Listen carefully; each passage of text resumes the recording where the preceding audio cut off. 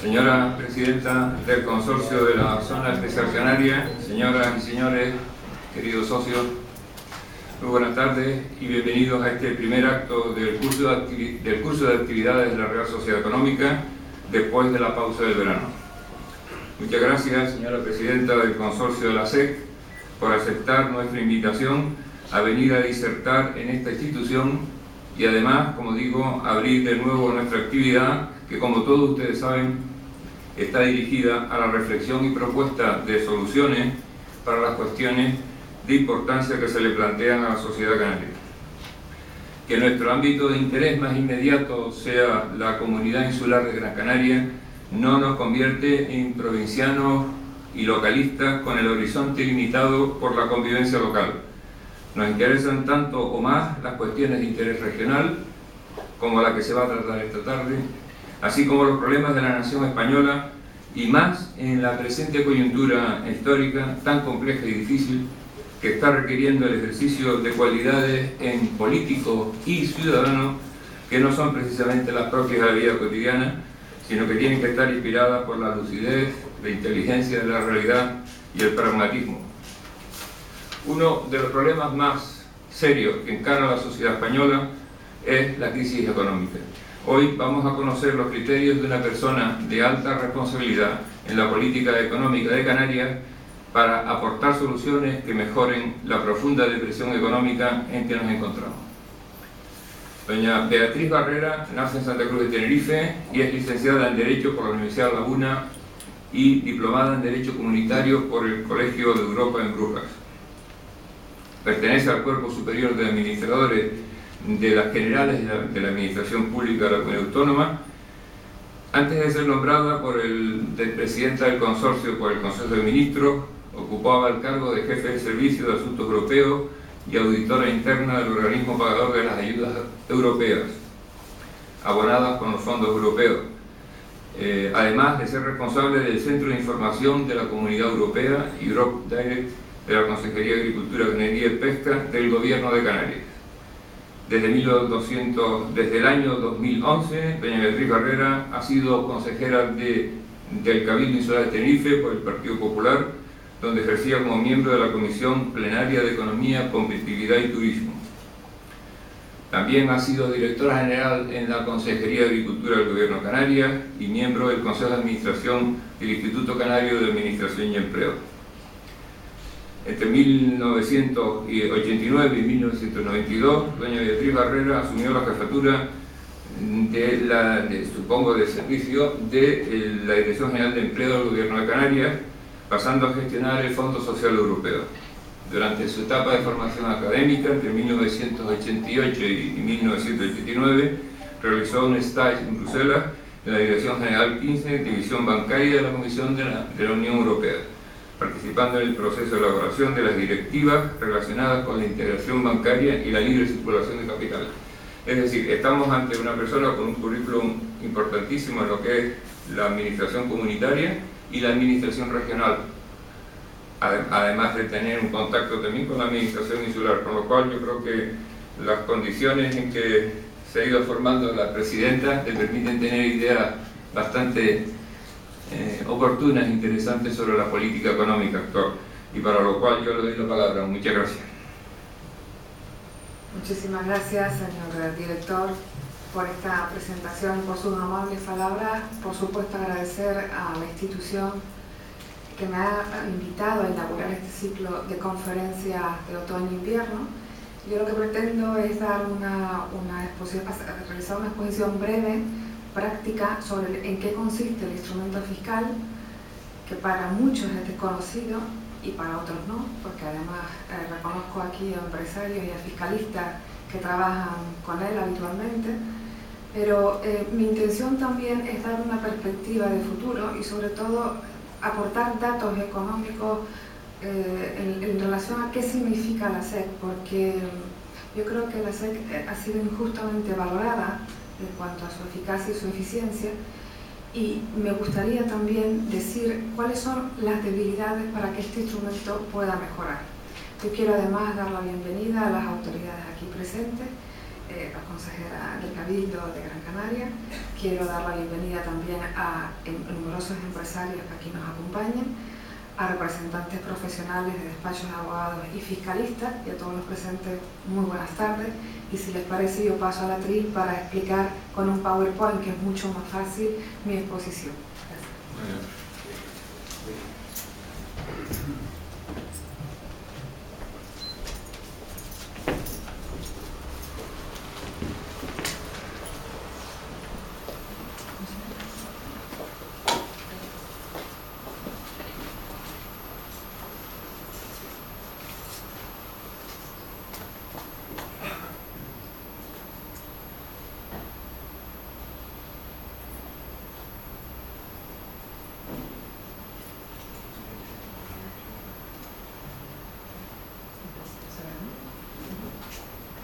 Se ve bien, ¿verdad? Sí. Bien. En primer lugar, la Zona Especial Canaria es un incentivo fiscal que se enmarca dentro del régimen económico y fiscal y que comparte sitio dentro del REF con otras figuras impositivas con las que además es compatible. Estoy hablando de la RIC, de la bonificación a la producción de bienes corporales, de la deducción por inversiones en Canarias, de otras exenciones a la imposición indirecta, de la zona franca, con la que es perfectamente compatible, y del registro oficial de buques y empresas con la que no es compatible. Con este registro la SEC no es compatible. La SEC es una ayuda de Estado, en definitiva, autorizada por la Unión Europea, como todo el REF. Se autorizó por primera vez en el año 2000 y depende del Ministerio de Hacienda, es decir, quien gestiona este impuesto, quien lo controla, es el Ministerio de Hacienda. Lo único que ocurre es que la forma de gestionarlo es un consorcio, y como administración consorciada tenemos dos administraciones que participan en ese consorcio: la Administración del Estado, es decir, el Ministerio de Hacienda, y el Gobierno de Canarias. El Ministerio de Hacienda tiene una participación mayoritaria y es quien controla el instrumento fiscal. La SEC está autorizada hasta el año 2019. Por el momento, el Parlamento de Canarias, por unanimidad, y aquí reconozco la presencia de un diputado regional que además colaboró muy intensamente en la modificación de este instrumento fiscal, don Jorge Rodríguez. Yo quiero decir que este instrumento fiscal va a ser prolongado, si la Comunidad Europea lo autoriza, hasta el año 2026. Aprovecho este momento que estoy aquí para aclarar una cuestión. Me han preguntado en público, en algunas entrevistas y también en privado, si el instrumento fiscal de la Zona Especial Canaria se va a ver alterado en el caso de que España eventualmente solicitara un rescate. ¿Por qué me hacen esta pregunta? Porque el régimen fiscal de Madeira está en cierta medida cuestionado, y la justificación es que Portugal es un país que está intervenido y por lo tanto está controlado fiscalmente. La respuesta que tengo que dar hoy aquí, para dejarlo meridianamente claro, es que no es así. Es decir, el régimen fiscal de Madeira está cuestionado antes de la intervención de Portugal porque están permitidos los servicios financieros, y los servicios financieros como tal son susceptibles de desaparecer en incentivos fiscales de este tipo. Aclarada esta cuestión, permítanme que les diga también que Irlanda, que es un país intervenido por la Unión Europea, de los primeros, tiene un régimen fiscal preferencial. Todo el Estado se tributa al 12,5% y el régimen fiscal de Irlanda no se ha visto ni se va a ver cuestionado. Por lo tanto, la Zona Especial Canaria y todo el REF va a seguir estando como está reconocido en nuestra legislación nacional, y seguirá siendo una ayuda de Estado en el futuro, susceptible de ser mejorada. Aclarado este punto, vamos a analizar cuáles son las ventajas fiscales de la Zona Especial Canaria. La principal y la fundamental es que en el impuesto de sociedades las empresas establecidas en la SEC tributan al 4%. O sea, en lugar de tributar al tipo general, que es el 30%, tributan al 4%. Veamos estas figuras impositivas en toda Europa y en países terceros para que veamos el régimen en sí mismo, lo preferencial y lo importante que es. El tipo medio en Europa es del 23%, el máximo es en Francia 36%, el mínimo es de Irlanda 12,5% y luego está Canarias. Canarias es una región, no es un estado, pero tiene un régimen muy beneficioso. Terceros países que tienen tipos impositivos muy altos y que son susceptibles de ser captados como clientes futuros de la SEC, algunos ya están establecidos, son Japón, Estados Unidos, India, Canadá y China. ¿Por qué lo digo? Porque el régimen fiscal de la Zona Especial Canaria para el reparto de dividendos en el caso de empresas extranjeras es muy beneficioso y eso lo voy a explicar después. Este 4% actualmente, como está regulado el instrumento fiscal, se tributa sobre estas bases imponibles. Este es uno de los problemas que puede tener la Zona Especial Canaria de cara a la atracción de capital extranjero. Es decir, para empresas de tipo medio, nacionales, locales, incluso mixtas de capital extranjero y local, estas bases imponibles son elevadas. Pero si lo que queremos es atraer grandes capitales extranjeros, estas bases imponibles se quedan cortas. Y además, esta estratificación tan detallada se ha quedado un poco en desuso. ¿Por qué ocurre esto? Porque la última modificación que tuvo el instrumento fiscal fue en el año 2006 y las directrices comunitarias nuevas se aprobaron en el año 2007. Esas directrices comunitarias ya permitían deducir un porcentaje del volumen de negocio. Lo que ocurre es que modificar un instrumento fiscal de esta índole no es tan fácil hacerlo de un año para otro. Dense cuenta ustedes que esto está enmarcado en un régimen económico fiscal, es una legislación estatal, hay que pasar por el Congreso, hay que tramitarlo como una ayuda de Estado a la Unión Europea y no es sencillo.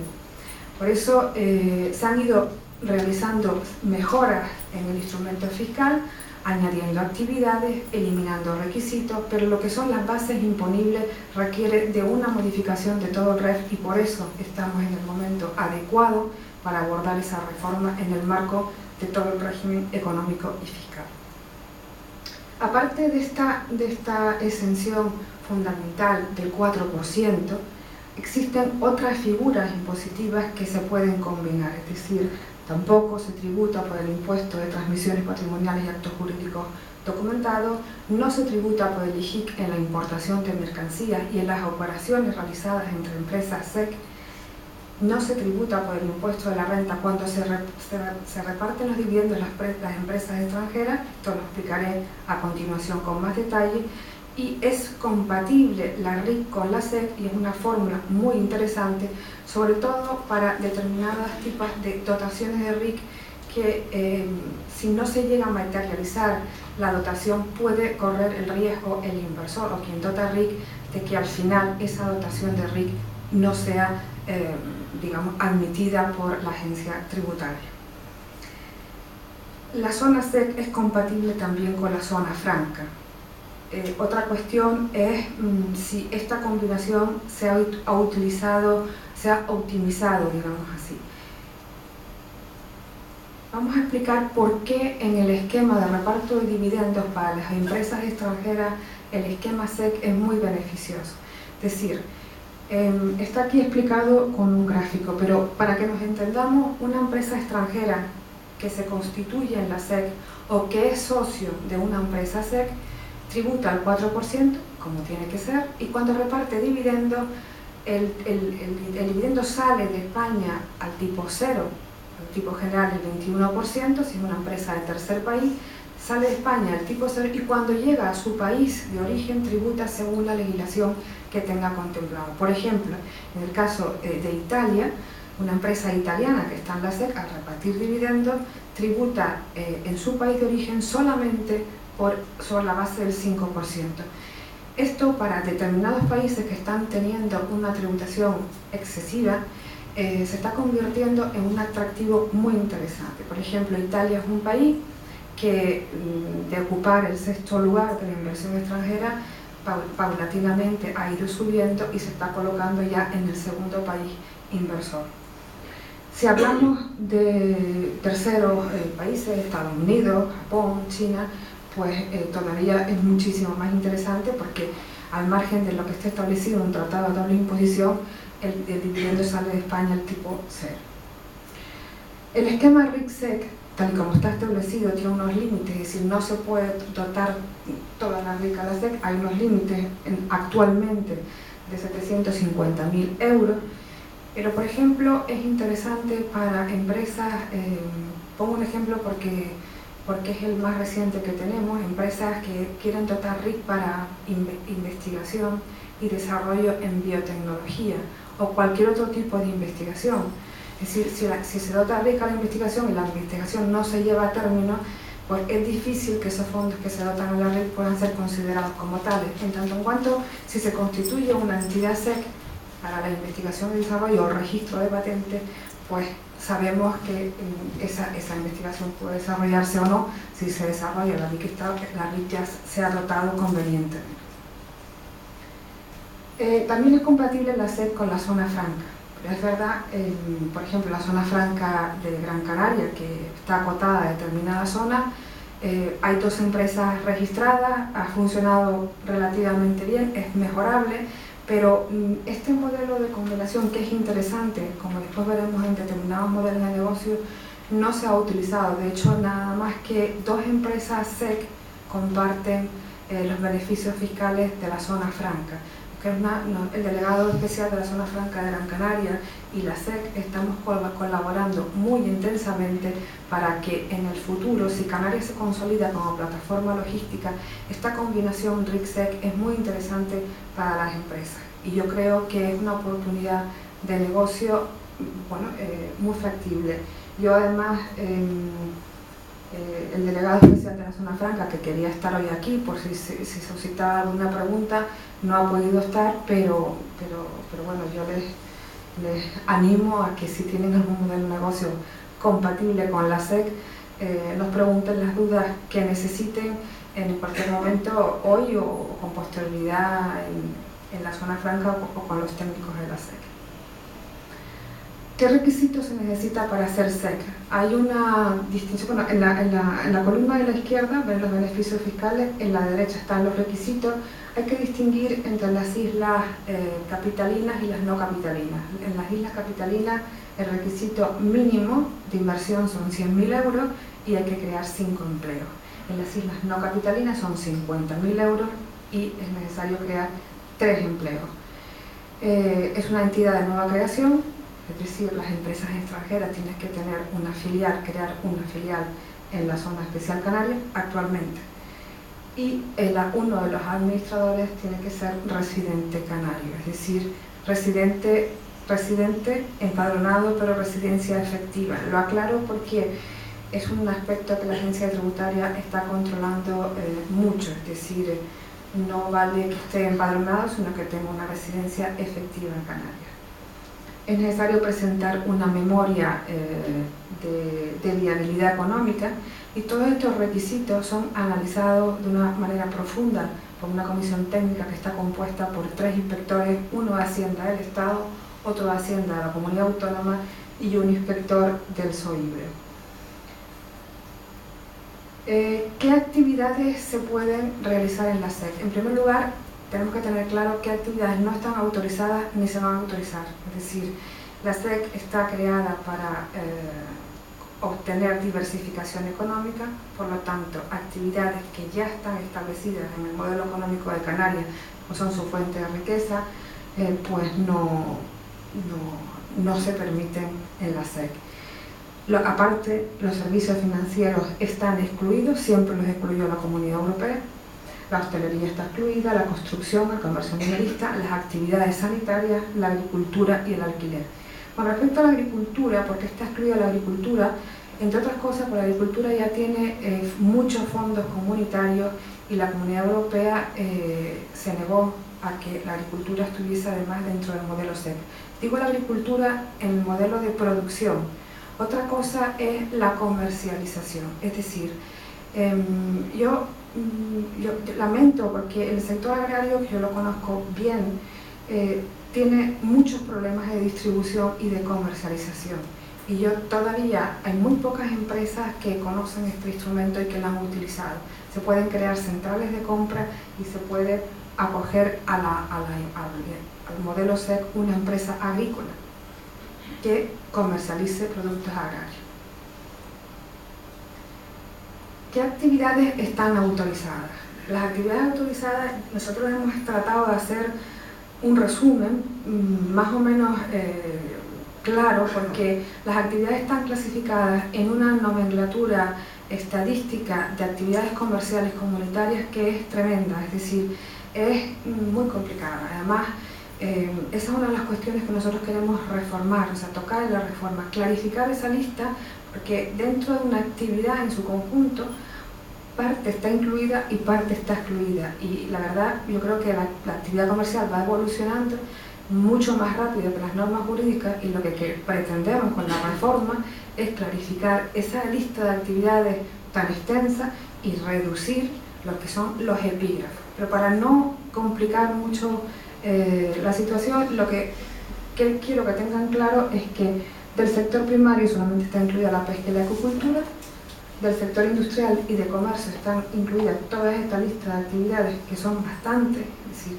es bastante extensa, y en servicio está incluido los transportes, las actividades anexas al turismo, me estoy refiriendo a agencias de viaje, a turoperadores, están incluidas las telecomunicaciones, la investigación y desarrollo, el sector audiovisual, es decir, la SEC en sí misma como actividades permitidas es bastante competitiva. Otra cosa es que, como ya dije, la base imponible se haya convertido con el paso del tiempo en una base imponible escasa.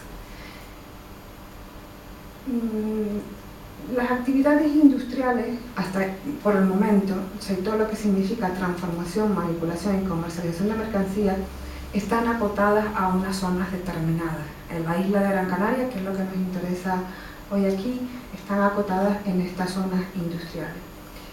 Bien, yo creo que esto desincentiva actualmente la inversión, es decir, yo creo que, bueno, y además se aprobó así en la resolución del Parlamento, es decir, los límites geográficos para las zonas industriales tienen que liberalizarse. Los servicios están liberalizados, pero todas las actividades, incluso comerciales, que requieran una manipulación, tienen que realizarse en suelo industrial permitido, acotado. Entonces, esto hay que modificarlo, es necesario liberalizar el espacio, así lo ha pedido el Parlamento de Canarias. Y bueno, vamos a empezar con la tramitación en el Estado, en el Congreso de Diputados y en la Unión Europea, pero mi opinión es que para la Unión Europea no importa tanto que el espacio se liberalice como que el instrumento fiscal sea un instrumento controlado, es decir, no se puede crear un instrumento fiscal tan beneficioso como la zona especial canaria, donde se tributa al 4%, para crear sociedades pantalla. Es decir, lo que más importa a la Unión Europea y por supuesto a la Administración del Estado es que no se creen sociedades que con la apariencia de crear una actividad económica tributan al 4%, pues la actividad económica está en Almería, está en la península, está en Barcelona o está simplemente fuera de Canarias. Es decir, no es necesario que la actividad comercial se realice en Canarias, se puede trabajar desde Canarias para el resto del mundo. El principio de estanqueidad no significa que la actividad comercial se desarrolle aquí, se puede desarrollar en África, pero es importante que los medios personales humanos, es decir, los trabajadores fundamentalmente, y los medios materiales estén en Canarias, que es donde se va a crear la actividad económica. Vamos a hablar de algunos modelos de negocio que se pueden establecer en la SEC. Ejemplos generales. En primer lugar, el trading, las operaciones comerciales cuando la mercancía no pasa por Canarias. Este modelo comercial se ha ido implantando en la SEC poco a poco. Al principio, en el año 2000, bueno, pues la tecnología ha avanzado muchísimo y, bueno, a lo mejor antes se realizaban operaciones comerciales sin que pasa entrando la mercancía en Canarias, pero es que ahora el trading, sin que la mercancía ni siquiera roza Canarias, sino se compra en un sitio y se vende en otro, es una actividad que está empezando a crecer. Es posible que tengamos que clarificar algunas cuestiones en la legislación del REF para que no haya ninguna duda a este respecto, pero que este es un modelo de negocio factible y que puede crear negocio, lo es.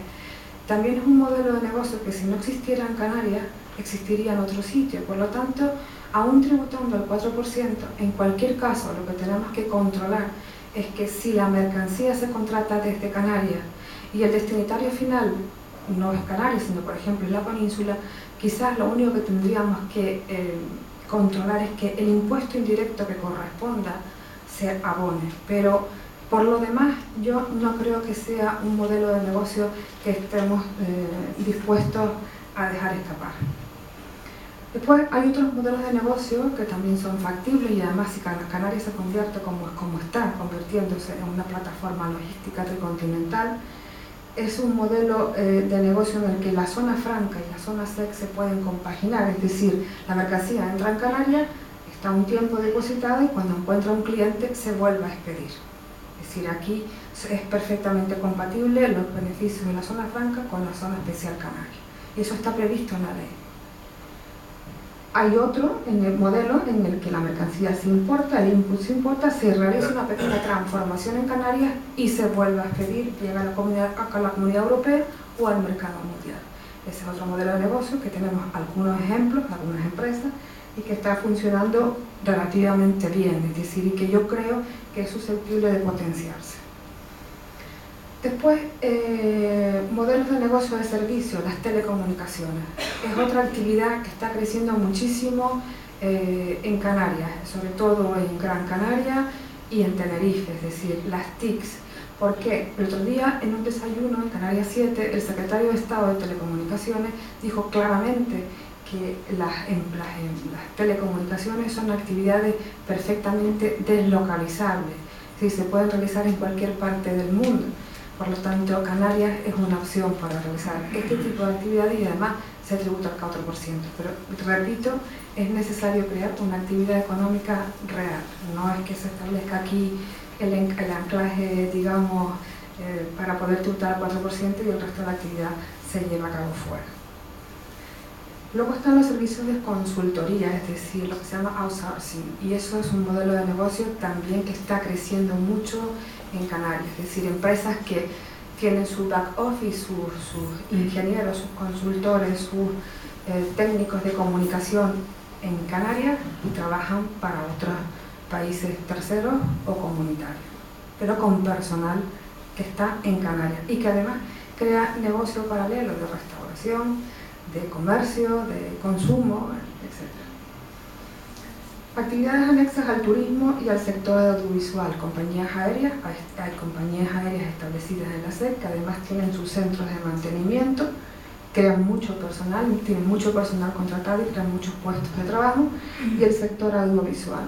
Bueno, saben perfectamente que Canarias es un plató natural y que cada vez es más, se están rodando películas, unas más famosas que otras, pero en Canarias se ruedan todo el año pues del orden de 200 cortos, escenas, películas, y un sector que está creciendo muchísimo y además tiene unos incentivos fiscales importantes en la deducción por inversiones que no tienen en el resto del Estado miembro.